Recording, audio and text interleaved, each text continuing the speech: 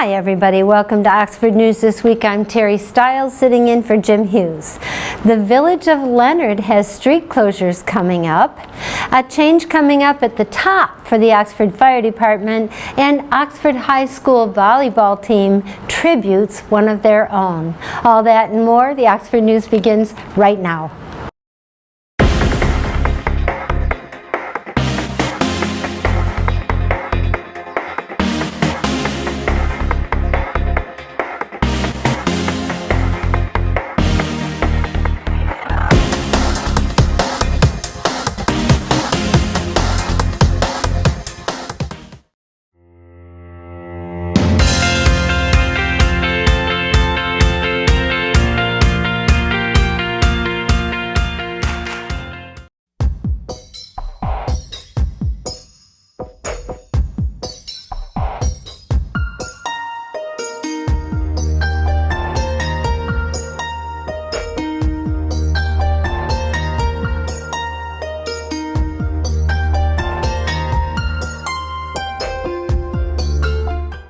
The Leonard Village Council addressed two upcoming events at their October meeting. Volunteers will be working at the Polly Ann Trail in the village for the next week, clearing trees and other debris along the path. As Village President Mike McDonald suggested, it's also a great time to take a walk on the trail and check out the fall colors. Now's a good time to get out on the trail. The fall colors are out. I think they're going to peak pretty soon. There's a lot of green, but it seems to be happening. They're turning really fast. And there's going to be a cleanup. The trail volunteers are going to be in the village cleaning up trees along the trail, which means generally pushing back some of the small trees and maybe big ones, as well as just trying to widen the green space adjacent to the trails.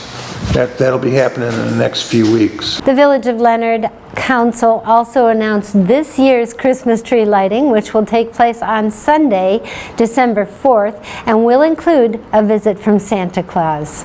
December 4th from 4 to 7 p.m. is when they're going to have the tree lighting. And they'd like the streets closed from 3 p.m. to 8 p.m. I would assume that means East Elmwood Street, at least this portion of it. So the events from 4 to 7. 4 to 7. Santa's supposed to arrive at 5. They will have vendors, and they're going to have a food truck, and they're going to have music makers and gingerbread house contest. The council also authorized street closures of East Elm, which also includes Forest to Davison Streets, from 3 to 8 p.m. on Sunday, December 4th. If you'd like more information about these events, contact the Leonard Village Council at 248-628-7380. While no one was hurt after a security guard at the Oxford Middle School accidentally discharged his gun, he has now resigned. At the end of the special board meeting of education, the school superintendent, Ken Weaver, informed the board of the resignation. The guard is a retired police officer of 28 years and was not part of the private security company hired by the district, but an employee of the school system resource officer team. Weaver said the district will investigate the situation and the district weapon protocol and then take corrective action to prevent further incidents. An Oxford Township teen was arrested last week after posting guns on social media with anti-Semitic statements. The Oakland County Sheriff was alerted to the 14-year-old boy's post by the FBI. When questioned, the boy admitted posting the thread, including having possessions of the firearm. Authorities removed 3 handguns and multiple rounds from the boy's room, which belonged to the father.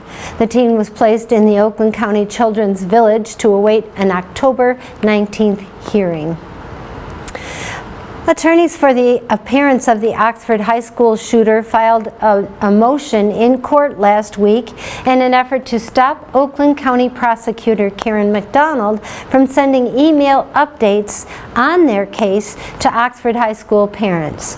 Crumbly's attorneys say that McDonald is making unfair statements about their client, and only the parents of the deceased students qualify as victims in the case against Crumbly's. Parents who attended the Oxford School Board meeting last week told news stations the updates from McDonald's have been beneficial to the parents, which according to the defense is the problem.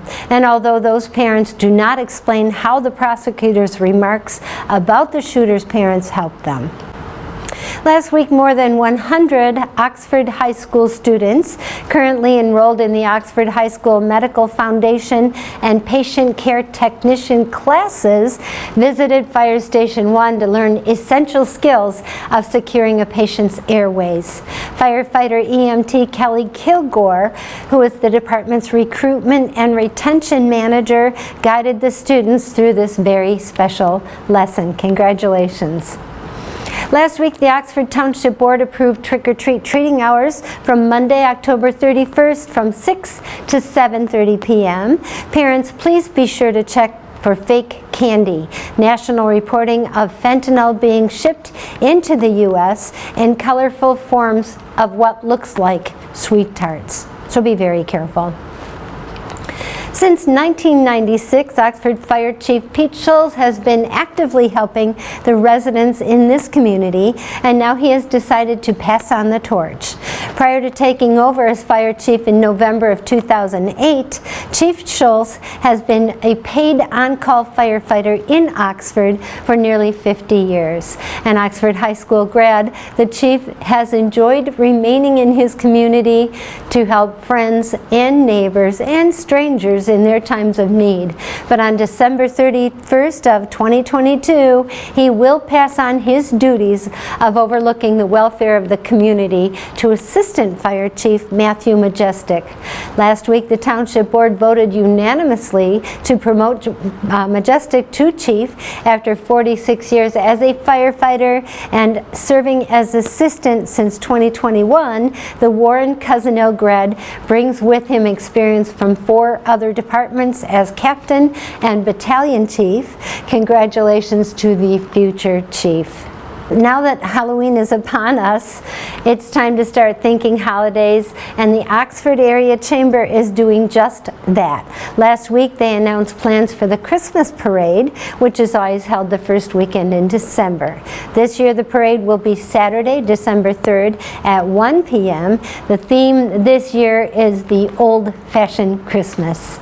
Entrance should, and with that, we'll have Dave Kenny and Auto Talks and Science in the News, and then I'll be back to close everything out at the end. That's it for Oxford.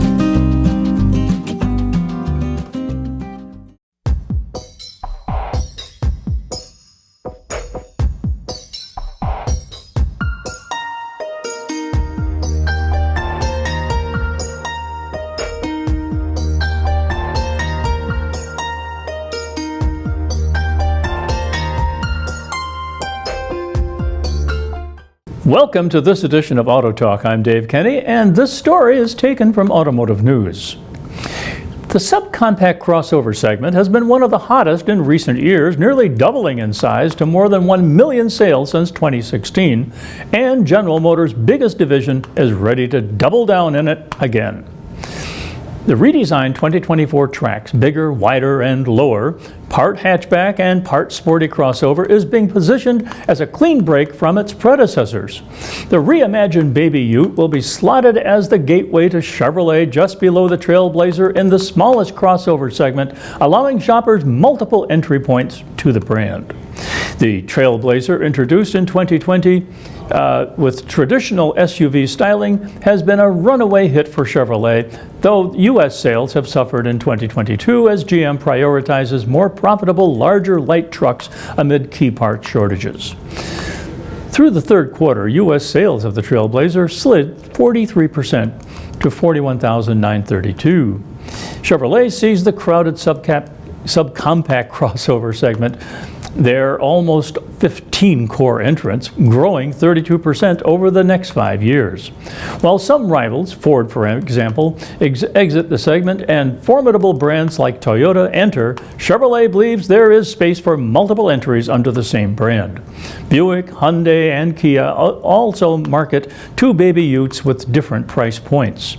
Pricing for the latest Trax will start at $21,495 and top out at $24,995 on two upper trims when it arrives in the spring. Both prices include shipping.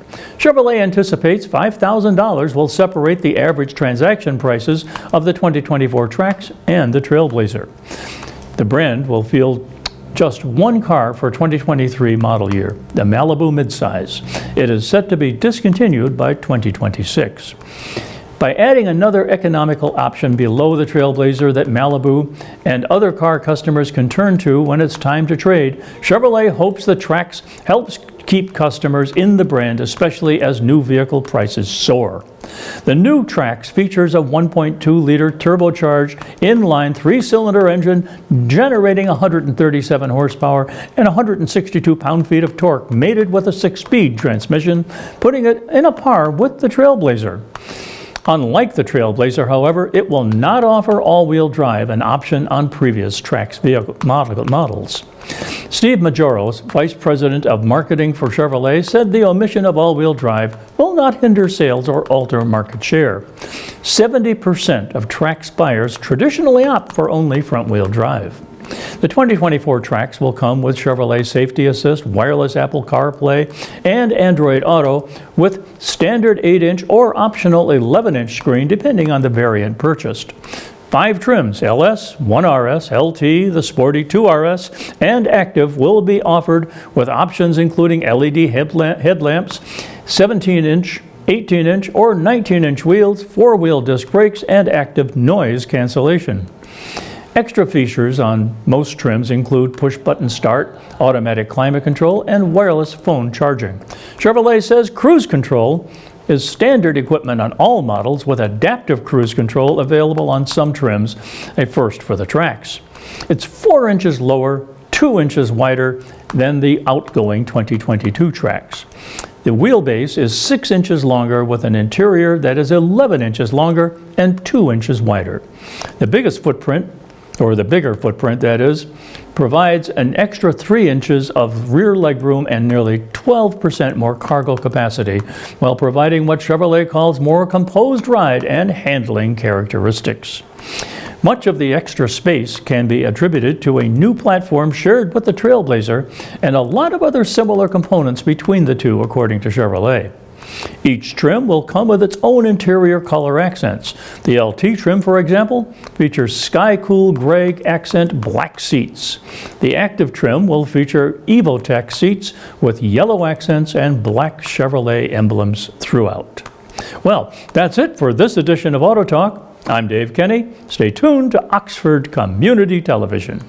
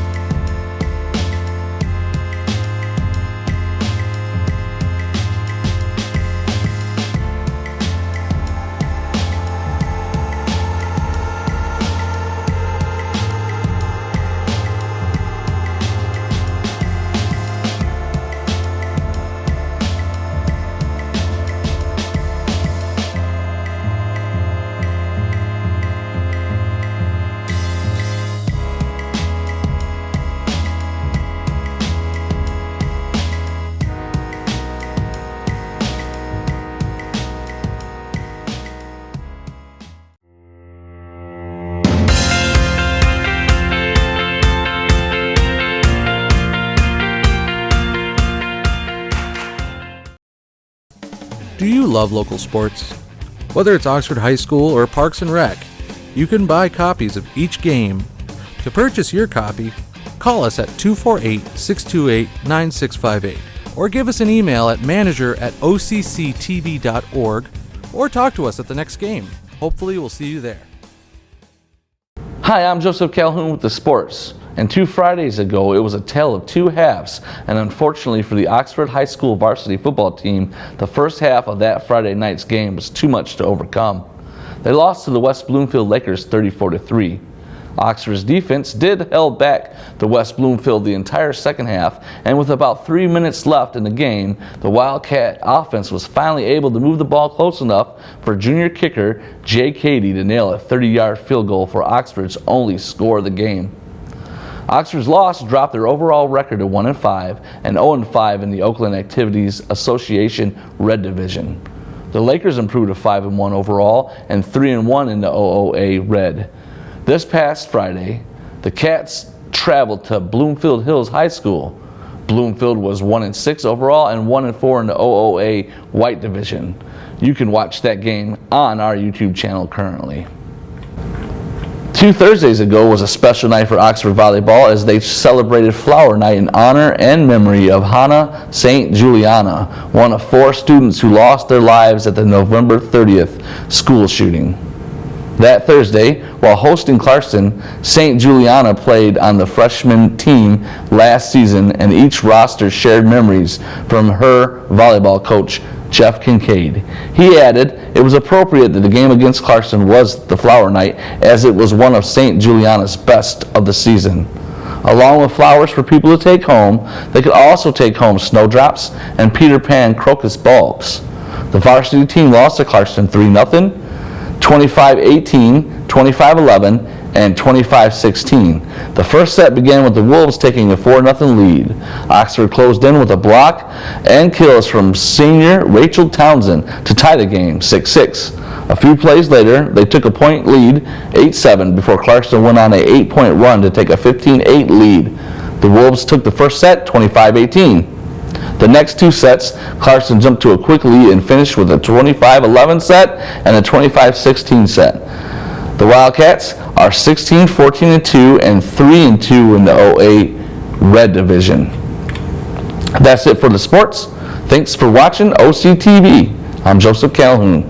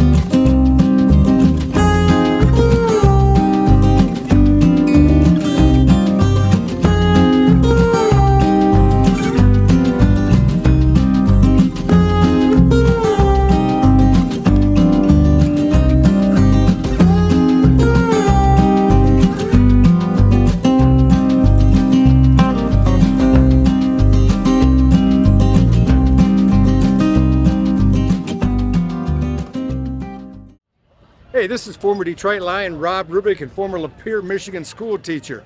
You're currently watching OCTV, Oxford Community Television. Enjoy it.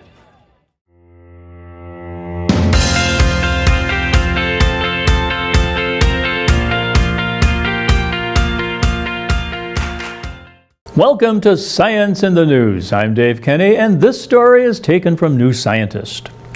A sticky gel made from the vegetable okra stops bleeding in the injured hearts and livers of dogs and rabbits.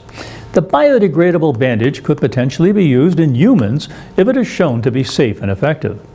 Bleeding from punctured organs is often stemmed by using sutures, but this can cause inflammation, and sometimes a patient dies before sutures can be sewn. As a result, gels made from a protein called fibrin are sometimes used to rapidly halt bleeding in surgery, but they are expensive and derived from animals. Now, Malcolm Xing at the University of Manitoba in Canada and his colleagues have created a freeze-dried powder from okra juice that forms a gel after contact with blood and rapidly seals injury sites. I saw my mom cooking okra dishes, which gave me the idea that the sticky juice from the vegetable could be applied to making a bioadhesive, says Xing. When the team used the powder to seal roughly 1 centimeter wide circular wounds in the hearts and livers of dogs and rabbits, bleeding stopped within 1 minute. Substantial bleeding occurred in animals with identical wounds that weren't treated with the gel. Though we only monitored the wounds for 2 minutes after applying the gel, without the adhesive, it would typically take up to 20 minutes for clotting to occur in such wounds, and by then, the animal or patient could have died, said Xing. Imaging of the organ showed that the gel was getting platelets to kickstart blood clotting at the injury site. There are two components. The gel itself forms a physical barrier, but also it initiates the blood clotting process, says Xing. We don't yet know what component in the okra gel is responsible for the clotting effect, but I think it's probably some form of carbohydrate, he says. Further experiments in rats suggested that the gel dissolves harmlessly in the body after 4 to 7 weeks and doesn't induce harmful inflammation, says Xing. The gel is about 1/100th of the price of similar fibrin-based adhesives used in clinics, he adds. The team plans to track longer-term effects of the gel in animals and hopes to test it in humans within roughly 3 to 5 years, says Xing. Because it works in the liver as well as the heart, this technology could potentially be applied to a wide range of clinical settings as well as different tissue types, says Akhilesh Gaharwar at Texas A&M University. Well, that's it for this edition of Science in the News. I'm Dave Kenny.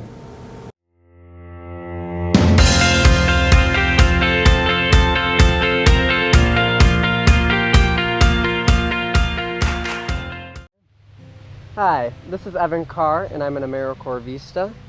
Hi, Kathy Dickens, Executive Director of Fork County Community Foundation. So Kathy, how did the partnership between Fork County Community Foundation and AmeriCorps begin? That's a great question. It was kind of almost divine intervention, if you will. The foundation had been engaged in working with food distribution during COVID. And that was a way that we could serve the public in a very meaningful and relevant way during COVID. And I actually just got an email that referenced AmeriCorps Vista having a program whereby we could have a summer work associate assigned to work in the food security sector. And at that time, we had just granted money and had conversations with 3 nonprofits that had gardens. And I thought, wow, this could be a fantastic partnership between those nonprofits, AmeriCorps Vista and Fork County Community Foundation. And so basically it was all an email. I'm glad, because that is how I got my involvement in food scarcity, is through this AmeriCorps program. So how exactly did Fork County begin their food scarcity initiatives? Yeah, again, COVID kind of drew attention to food security issues and food distribution issues in our area. And we service Lapeer, St. Clair, Oakland, and Macomb counties. And essentially, again, to be relevant and meaningful during COVID, we issued several $1,000s, I think between $30,000 and $40,000, to local food pantries, especially to provide them with freezers and refrigerators to be able to store foods that weren't shelf safe. In other words, cans and boxes will have a long shelf life, but some of the basics of life, the eggs, the milk, the meat, they needed appliances to put those in. And so we were able to commit several $1,000s to that, and that got me better associated and partnered with the local food pantries. That's amazing. So how can people in the community become more involved in Fork County's initiatives? Oh, absolutely. We're a phone call away. They can just call the office, Fork County Community Foundation. We're housed in Elmont, but again, we serve the Fork County area. And I love to receive phone calls just of inquiry, conversation, people who have maybe money they want to contribute, or maybe just a great idea. And so any of those are welcome. And we can have coffee and we can dream and we can make a difference together. That's what I live for. It's what the foundation lives for. We have 130 funds, actually over 130 different funds that we oversee. Each have their own purpose and their own mission within the 4-county area. And I will say that related to the topic we're discussing, we did initiate in January a Feeding Families Forever Fund. And my intent with that was to have an established fund that would be there forever and ever into perpetuity for food security in our 4-county area. I'm very, very heartwarmed that that fund was endowed within a few months. It grew from 0 to about $17,000 within a few months. And so those dollars are earmarked for food security. So anybody who has a heart for that could definitely call us, and they could contribute straight to that fund again, or create their own. Or we issue grants to Samaritan House and many, many different food pantries. The Oxford Orion Fish, many of them we partner with. So that's, in many ways, we support food security. And that's amazing. It's been nice to see all of the projects 4-county has been able to complete and help their local area, and we're excited to see what they're doing next.